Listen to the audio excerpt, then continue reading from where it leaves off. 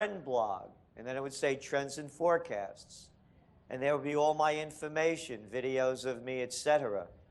And it got one site, for example, had 22 million page views Wow. in just a year and a half. Wow. And we contacted Google, asking them to take it down. They're blogs, and Google owns Blogger. Yeah. And we get these letters back. Thank you for contacting the Google team. We have no control over content. We suggest you contact the author of the blog. Wow. And now I'm going through already like 4 lawyers already and getting the same stupid one back all the time. We had to take him to federal court in New York City. It's cost me already almost $100,000. But you won, didn't you? I won nothing. All they did was the judge ruled that, you know, they are infringing upon the Gerald Celente trademark and that Google has to take it down. And for these arrogant SOBs wouldn't respond. I didn't get any money out of this. Yeah. I just had to do this to protect my reputation. I'm reading from the stand. You know, they're going through Exhibit A, Exhibit B. Dear Mr. Celente, I used to have high regard for you until I started watching your blog. Oh. Yeah. Oh, man. And the way the guys that were making the money off the blogs, it gets so many hits. Yeah. It's filled up with advertisers. Of course. Crazy. You gotta go after them. Well, good for you. So, hey, Gerald, whereabouts in New York are you? Are you in New York State? Yeah, oh yeah, we're in Colonial Kingston. We're 2 hours north of New York City. Right. This was the first capital of New York State during the Revolution. And we're on the most, well, actually we are now. I just bought a building there. We're on the most historic corner in the United States. It's the only place on each corner where there's a stone building that predates the Revolution. Really? Amazing. And matter of fact, I'll have Zeke send you some photos. Oh, please do. Yeah, that'd be great. In Vancouver, we have one building from about 1932, and we're pretty proud of that.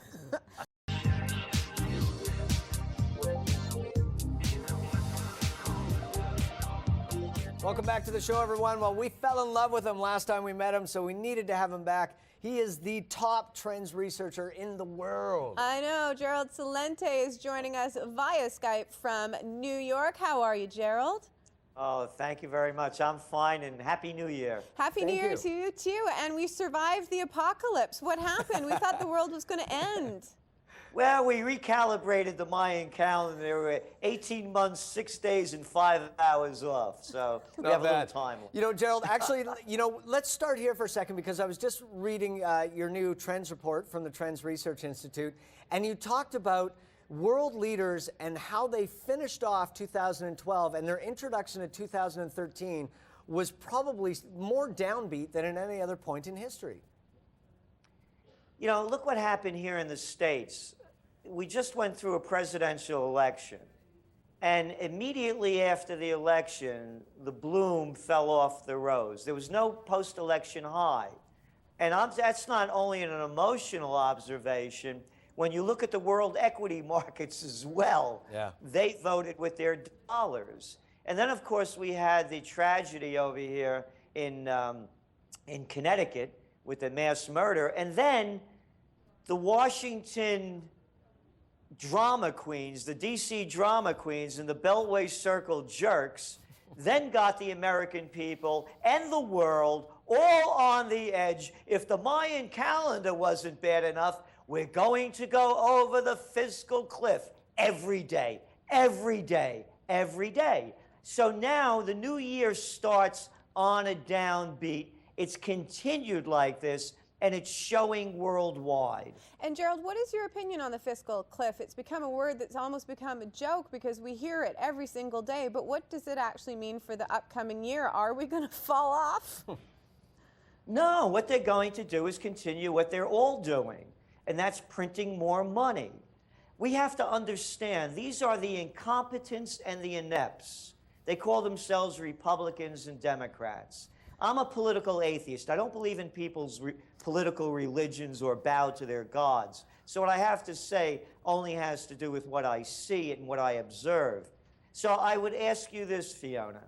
You point thing that Washington or any of the great federal governments have done. Let's just take Washington.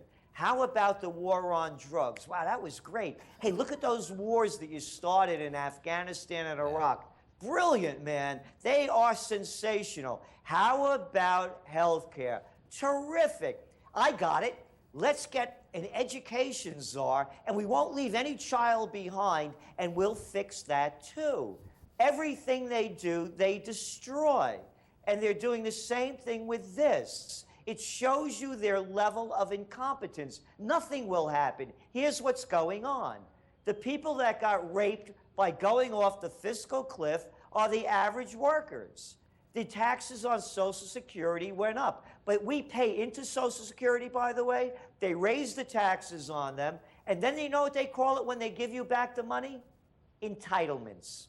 That's right.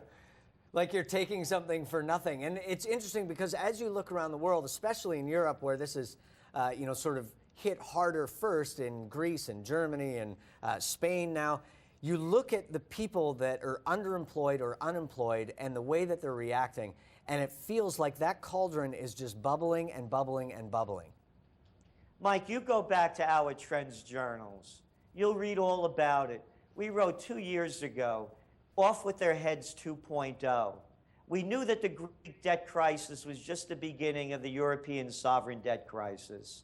And as you point out, the tragedies that are going on unreported in Ireland, in Portugal, in Spain, in Greece, in Italy, in Hungary, and Slovenia, in so many places around the world that they're not showing. The people are living in poverty at levels never seen before, not since the Great Depression.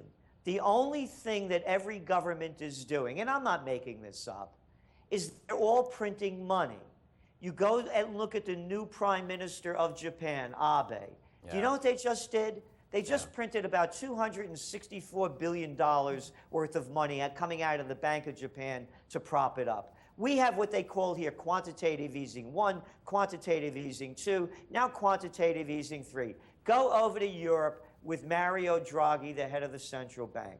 They have different names for it. Last year it was long-term refinancing operations, LTRO. This year we'll make up a new term, we'll call it OMT, ongoing monetary transactions. They're all printing money, the Chinese as well. This thing is collapsing. The only way they're holding it up is by lowering interest rates to record lows, flooding the market with cheap money, and it makes it look like everything keeps going.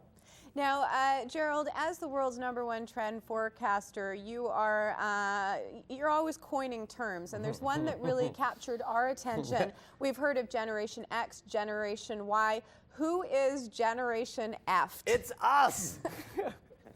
If you were born between 1980 and roughly 2000, you're effed.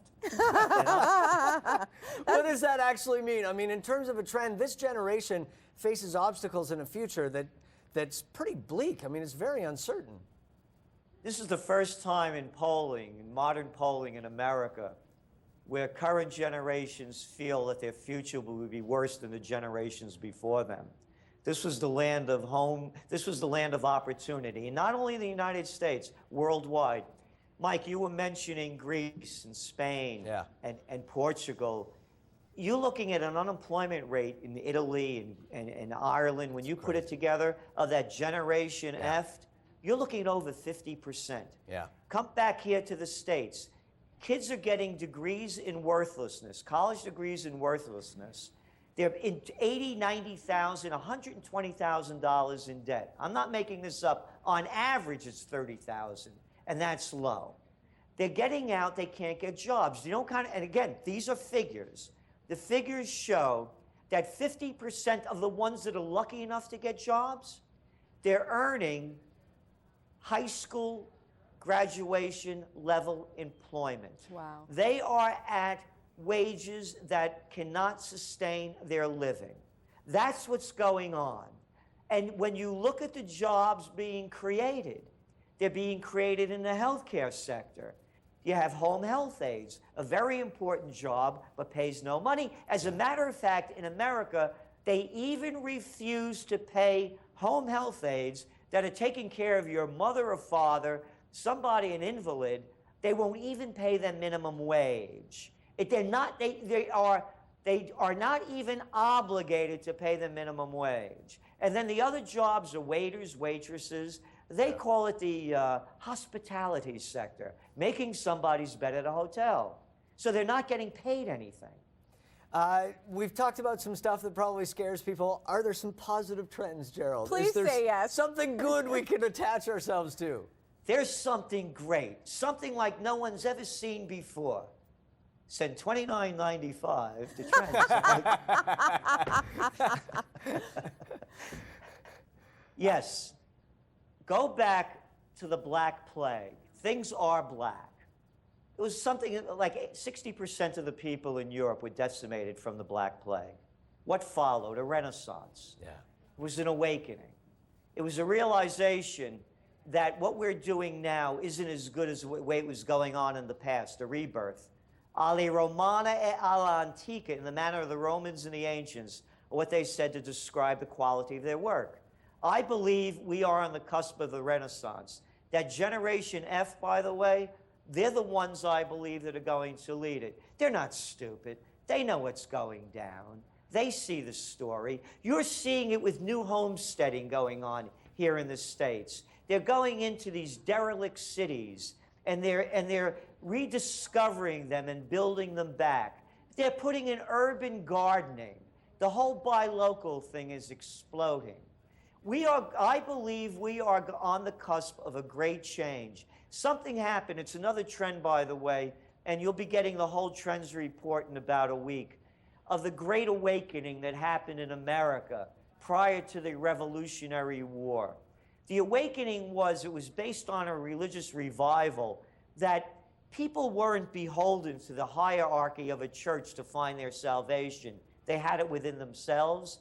Along with that, they also began to understand that there is no nobility.